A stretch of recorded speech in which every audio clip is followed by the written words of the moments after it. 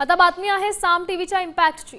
महाराष्ट्रातील तब्बल 200 भाविक काठमांडूमध्ये अडकले होते। कैलास मानसरोवर यात्रेसाठी गेले होते। महाराष्ट्रातील पर्यटक चीनी दूतावासाकडून व्हिसा न मिळाल्यामुळे ते सगळेच खोळंबलेत। याचीच बातमी साम टीव्हीने दाखवली आणि त्यानंतर प्रशासकीय हालचालींना वेग आलाय।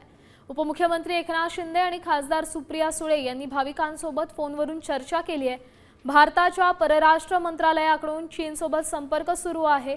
सोमवारपर्यंत चीनी दूतावासाकडून आवश्यक सहायता प्राप्त होण्याची ही शक्यता वर्तवण्यात येते। या संदर्भातली अधिकची माहिती देत आहेत आपले प्रतिनिधी अक्षय बडवे। अक्षय,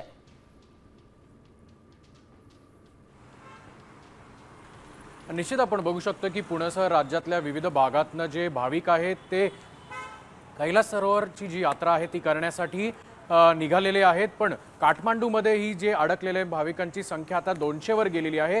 काल आपण बघितलं तर पुण्यातले 50 जे भाविक आहेत ते अडकले होते, मात्र ही संख्या आता 200 वर जरी गेलेली असली तरी हे भाविक जे आहेत ते अत्यंत महत्त्वाचे अपडेट म्हणजे सगळे भाविक जे आहेत ते सुरक्षित आहेत। त्यांच्या खाण्यापिण्याची सगळी सोय जी आहे ती त्या ठिकाणी केली गेलेली आहे। मानस सरोवर यात्रेसाठी लागणारे जे परमिट आहे ते चीनी दूतावासाकडून मिळालं नसल्यामुळे त्यांची यात्रा जी आहे ती त्यांना पुढे होऊ शकलेली नसल्यामुळे याचा सगळा पाठपुरावा जो आहे तो उपमुख्यमंत्री एकनाथ शिंदे, खासदार सुप्रिया सुळे यांनी घेतल्यानंतर आता प्रशासकीय हालचालींना सुद्धा वेग आलेला आहे। कारण परराष्ट्र मंत्रालयाकडनं या संपूर्ण जे भाविक अडकलेले आहेत त्यांच्या जे परमिट आहेत ते क्लॅरिफाय व्हायला पाहिजेत, क्लिअर होण्यासाठी चीनी दूतावासाकडनं सध्या संपर्क होऊ लागलेला आहे आणि त्यानुसार उद्यापर्यंत या सगळ्या भाविकांचं जे परमिट आहे ते देखील मिळेल आणि त्यांची यात्रा जी आहे ते पुढे निर्धारित वेळेवर सुरू होईल अशी अपेक्षा जी आहे ती सध्या वर्तवण्यात येते।